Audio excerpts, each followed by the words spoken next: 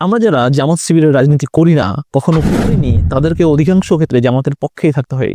একই কারণে জামাতের চিন্তা ও কর্মপন্থা পছন্দ করেন না এরকম অনেকেই জামাতের পক্ষে কথা বলেন। বিগত দিনগুলোতে এর প্রয়োজন খুব বেশি ছিল। 5ই আগস্টের পরে এই অবস্থার কোনো যে পরিবর্তন হয়নি, সাম্প্রতিক রাজনৈতিক চর্চার মধ্য দিয়ে বিষয়টি আরও স্পষ্ট হয়েছে।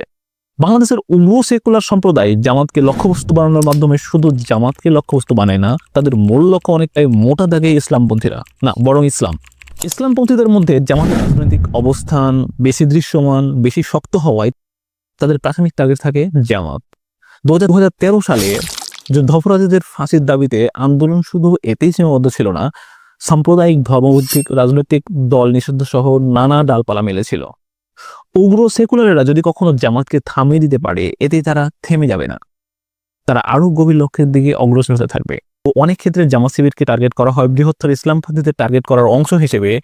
এই কারণে অন্যান্য ইসলামিক রাজনৈতিক দলকে জামাতের পাশে থাকা আমার মনে হয় উচিত, কারণ জামাতের ভুলের জন্য ইসলামপন্থী সবাইকে ভুগতে হয়। আজকের দিনে চুপ থাকা মানে অন্যায়ের পক্ষে দাঁড়িয়ে যাওয়া।